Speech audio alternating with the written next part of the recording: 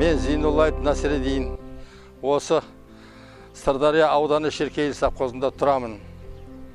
Жақында бір бас сиыр малы ұрланған болатын. Осы бойынша Сырдария аудандық полиция бөліміне барып арызданған болатынмын.